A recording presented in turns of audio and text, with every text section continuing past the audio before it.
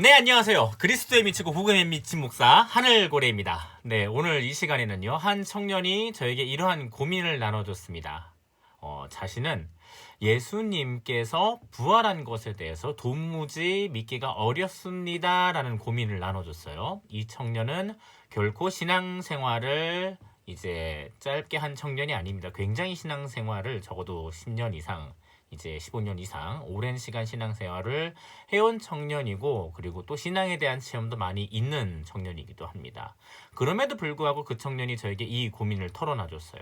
나는 예수님께서 부활하였다라는 것을 사실로서 믿기가 너무나도 매우 어렵습니다. 라는 고민을 나눠준 거예요. 그래서 이 청년에 대한 이런 고민을 가지고서는 제가 이런 고민에 대해서 함께 또 이 청년에게 그리고 또 다른 우리 그리스도 청년들과도 함께 나누었으면 좋을 것 같다라고 싶어서 제가 잠시 영상을 좀 찍어봅니다.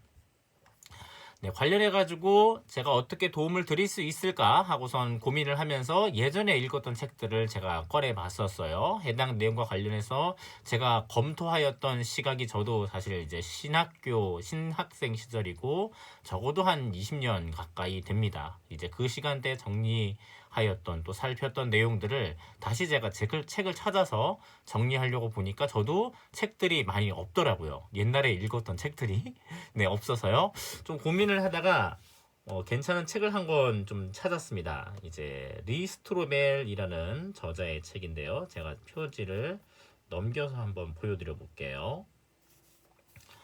네,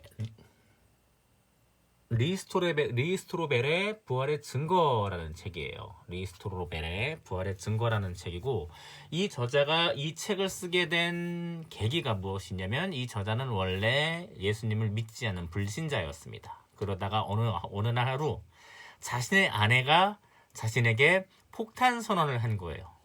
자기는 이제부터 예수님을 믿겠다고 하는 거죠. 예수님을 따르고 예수님의 제자로서 살아가겠습니다라는 폭탄 선언을 한 거예요. 그래서 이 불신자가, 그리고 이 사람은 또 기자이기도 하였습니다. 이 불신자가 도대체 왜 예수님을 자기 아내가 믿게 된 것인지, 그리고 왜 예수님을 믿고 따르겠다라고 고백을 한 것인지에 대해서 이제 굉장히 이제 의문도 들게 되었고요. 너무나도 궁금해서 이 사람이 정말로 예수님을 믿을 수 있는지에 대해서 하나씩 이제 찾아보고 이 자료들을 조사하고 하다가 그리스도인이 된 그런 사람입니다. 그래서 그 사람이 본인이 직접 이제 조사한 내용들을 간추려서 요약해서 이렇게 책으로 내게 되었고요. 저는 지금 전자책으로 살펴왔고, 전자책 말고 종이책으로도 인쇄가 되어 있습니다. 그리고 해외에 계신 청년들도요, 전자책이 있으니까 저처럼 간단하게 책을 구매해서 읽어보실 수 있으실 듯 합니다. 내용과 관련해서는 이제 크게 두 가지로 한번 나눠보겠습니다. 크게는 이제 복음서에 대한 저술의 내용이 있고요. 복음서에 대한 저술의 내용이 있고, 그리고 사도들 이후 1세기 말에서 2세기 초에 살았던 교부들의 저술이 또 있습니다. 그 사람들이 이제 기록하였던 내용들. 그리고 한 가지만 더 얘기해 보면은 이제 예수님의 부활이 이제 그들에게 과연 예수님의 제자들과 그리고 1세기에서 2세기 사이에 살았었던 교부들, 예수님의 제자로부터 바로 교육을 받았었던, 복음을 전해받았었던 그 교부들이 어떻게 살았는지에 대한 내용들, 과연 이 사람들이 예수님의 제자로서 본인들이 박해를 감내하고 순교마저 감내할 수 있었던 그 핵심 근거가 무엇인지에 대한 내용을 두고 살펴보았을 때 그 근거가 되는 것이 바로 예수님의 부활이라고 이야기를 해볼 수 있습니다. 그러면은 이제 먼저 복음서에 대한 내용부터 한번 간단하게 말씀을 드려볼게요. 이제 특히나 여러 복음서들이 있지만 그 중에서도 이제 리스트로벨이라는 저자는요, 누가복음을 주목하고 있습니다.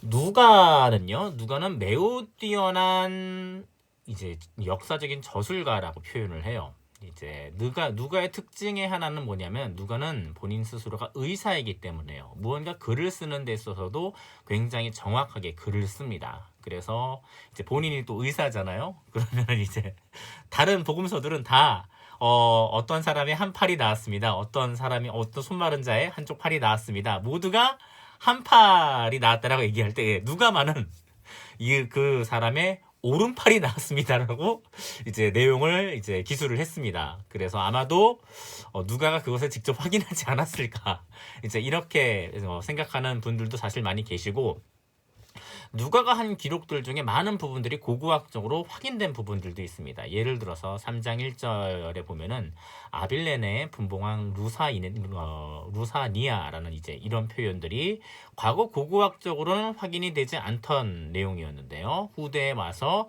고고학적으로 확인이 되면서 이 기술이 사실이었구나라고 이제 확인이 된 그런 부분도 있었고요. 또 이제 책의 표현을 빌어보면은 누가가 언급한 32개의 나라와 또 이제 55개의 도시와 9개의 손 모두가 정확합니다라고 그렇게 표현을 하기도 합니다.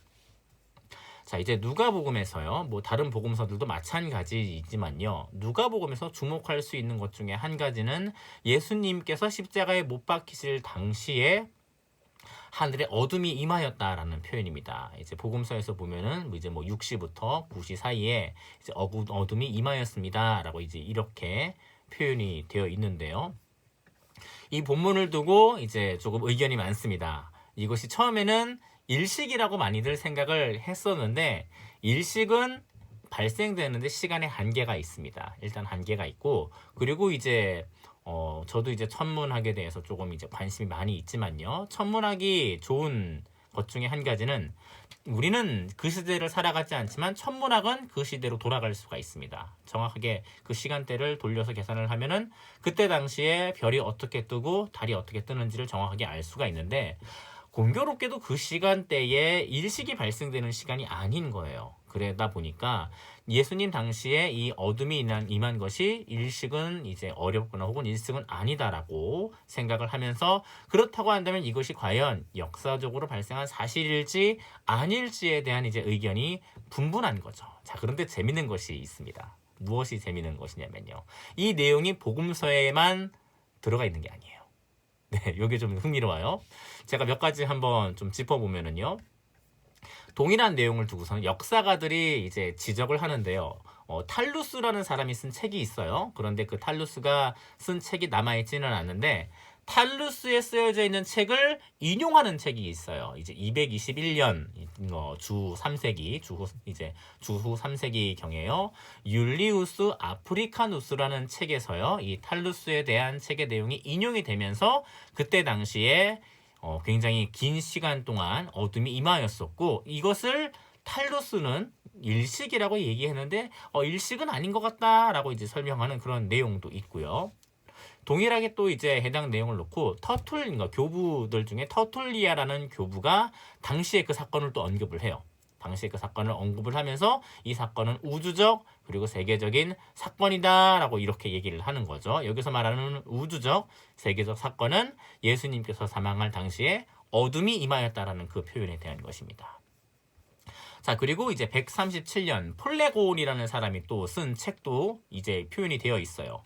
그 책의 내용을 따라가 보면은 이제 약 33년 경에 예수님께서 십자가에 못 박히실 당시에 최대 일식이 벌어져서 낮 6시부터 밤이 됐고, 그때 당시에 밤이 되면서 심지어 별도 떴다라는 표현도 있고요. 지진이 임하였다라는 표현도 있습니다. 자, 이런 표현들을 봤을 때요. 예수님께서 십자가에 못 박히실 당시에 이제 십자가에 못 박힐 당시에 어둠이 임하였다라는 그 사건 자체가 단순히 복음서에만 기록되어 있지 않다라는 것을 저희들이 엿볼 수가 있는 거죠. 여러 군데에서 역사적인 흔적들이 나타난다라는 것을 우리가 이제 볼 수 있겠고요. 자, 그리고 두 번째로 예수님의 무덤을 로마 군인이 지키고 있었다라는 부분에 대해서 한번 조금 생각을 해보겠습니다. 이제 이 부분들을 놓고서는 저희가 이제 생각해 볼 수 있는 것이 무엇이냐면요. 당시에 로마 군인은 권력의 실세예요. 네, 감히 이 사람들한테 무언가 이제 이 사람들을 이기고 이 사람들을 꺾고서는 로마 군인들한테 무언가를 뺏어갈 수 있는 그런 상황이 결코 아닙니다. 그런데 이때 당시에 예수님의 십자가 사건을 두고서는 혹시라도 이제 제자들이 예수님의 시신을 혹시라도 훔쳐갈까 봐서 아마도 예수님의 시신을 로마 군인들이 지키고 있었던 것으로 짐작이 됩니다. 자, 로마 군인들이 지키고 있었다라고 한다면요, 어느 누구도 이 사람들을 꺾을 수가 없어요. 그리고 이제 당시에 예수님의 제자들도요, 복음서의 내용을 보았으면 아시다시피 모두가 예수님의 예수님의 십자가 사건으로 인하여서 예수님께서 잡혀가시고 죽음을 맞이하는 장면을 보면서 모두가 흩어져요. 모두가 흩어지면서 어느 누구도요, 함부로 로마 군인들을 설득을 해서 이 사람들한테 돈을 주고 시신을 빼올리고, 야, 과연 이런 생각을 할 수 있을 정도의 그런 제자들이 있었을까? 그래서 복음서에서도 이제 그렇게 표현이 되어 있죠. 당시에 이제 유대인들이 이렇게 소문을 냈다고요. 제자들이 로마 군사에게 돈을 줘서 십자를 훔쳐갔다라는 식으로 이제 소문을 냈다고요. 네, 하지만 당시에 시신을 훔쳐간다라는 것이 사회 정황적으로 굉장히 무리한 처사입니다. 그렇기 때문에 누군가가 함부로 로마 군인을 이제 꺾고선 혹은 그들을 설득해서 당시에 시신을 빼갈 수 있는 상황이 결코 아니었어요. 정황적으로요. 자, 그리고 또 이제 한 가지 흥미로운 거. 복음서들은요, 모두가 다 예수님의 첫 부활에 대한 목격자를요, 여성으로 지목합니다. 자, 그런데 이것이 왜 오늘날의 상황하고 달리 당시 시대 때에는요, 이것이 굉장히 조금 센세이션 할 수 있는 부분이 있습니다. 자, 왜 그러냐면요, 1세기 당시에 팔레스타인의 여성들은요, 사회적 지위가 사실상 밑바닥이었어요. 굉장히 안타까운 현실입니다. 하지만 그때 시대에서는 여성분들의 사회적 지위가 밑바닥이었던 그런 이제 시절이었고요.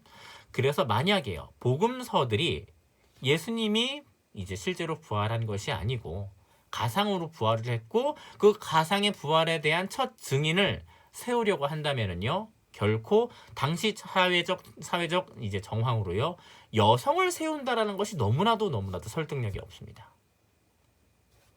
만약에 복음서들이 가상의 증인을 세우려 했다면은 여성을 이제 첫 이제 목격자로 세우는 것을 통해서 이제 논리적인 뭔가 이제 설득력을 가져가려고 하지 않았을 것이라는 거예요. 그런데 많은 복음서들이요, 모두가 예수님의 첫 부활을 여성이 목격하였다라고 증언을 합니다. 자, 바로 이제 이런 부분이 당시에 실제로 나타났던 정황적 상황을 그대로 이제 텍스트로 옮겼다라는 것을 저희들이 짐작해 볼 수 있는 그런 부분인 거죠. 자, 그리고 이제 복음서에서 넘어가서요. 자, 그렇다고 한다면 과연 이러한 내용들을 우리는 복음서 안에서만 엿볼 수 있는 것이냐? 그런데 이런 내용들이 복음서에서만 머물지가 않아요. 이런 내용들이 이제 예수님 이후에, 그리고 예수님의 제자들 이후에, 사도들 이후 1세기 말에서 2세기 초에 이제 살았던 교부들의 저술에 남겨 있습니다. 여기서 이제 말하는 교부들이라고 한다면요, 예수님의 제자로부터, 그러니까 예수님의 제자들로부터 이제 제자가 된 사람들, 그리고 그 제자들에게 또 이어서 제자가 된 사람들을 두고 이제 교부라는 표현을 사용합니다. 그 중에서 특별히 1세기 말에서 이제 2세기 초에 그 사람들을 두고서는 이제 얘기를 해볼 수가 있는데요. 그 교부들 중에 이제 클레멘트라는 교부는요, 예수님의 제자들과 직접 대화를 하였습니다. 이레니우스가 이제 그렇게 기록을 하고 있고요. 또 제자들로부터, 특히 이제 베드로라고 합니다. 베드로로부터 직접 안수를 받았다라고 합니다. 이 내용은 터툴리안이 기술을 하고 있어요. 자, 또 이제 굉장히 유명한 교부들 중에요, 폴리갑이라는 교부가 또 있습니다. 아마 폴리갑 관련해서는 영화도 한 편 있을 텐데요. 폴리갑의 경우에는요, 사도 요한으로부터 배웠어요. 그리고 그리스도를, 예수님을 직접 목격한 사람들과 역시 대화를 하였습니다. 이레니우스가 이제 이것에 대해서 기록을 하고 있습니다. 자, 그런데요, 이 폴리갑의 편지를 보면 편지에서 예수님의 부활에 대한 언급이 5번이나 나타나요. 5번이나. 당시의 정황을 두고서는요, 이제 역사가들은 이렇게 설명을 하기도 합니다. 예수님의 부활은 박해와 순교마저 감내하게 하는 당시의 핵심적인 근거였다라는 거예요. 핵심적인 근거. 종교인들 중에는요, 자신의 신념이 옳다고 여기면 죽음마저 불사하는 사람들이 있습니다. 비단 그리스도인들만이 아닙니다. 네, 종교인들 중에 그렇게 자신의 신념을 위해서 목숨마저 불사하는 사람들이 있는데요. 자, 여기서 중요한 것은요. 여기서 중요한 것은 그 당시에 예수님의 제자들과 그리고 교부들이 자기들 스스로가 이것을 신념으로 삼아갈 때 그 신념에 대한 근거로는요, 예수님의 부활 그 자체를 사실로 믿는 것이 포함이 된다는 거죠. 자, 이것이 중요하겠죠? 예수님의 부활 그 자체를 사실로 믿는 것이 이 사람들에게 근거로서 포함이 되어 있다는 것. 자신의 신념에 대한 근거로서요. 자, 이러한 내용이 복음서와 그리고 제가 아까 말씀드렸던 초기 문서들이 굉장히 매우 뚜렷하게 나타나는 거죠. 심지어요, 예수님의 부활에 대해서만큼은요, 무신론자들조차도요, 무신론자들 사이에서도 예수님의 부활을 제자들이 경험하였다라는 것을, 제자들이 체험하였다라는 것을 역사적 사실로서 인정합니다. 한두 명이 아니라 단체로 예수님의 부활을 체험하였다라는 것을 무신론자들조차도 인정을 한다라는 거예요.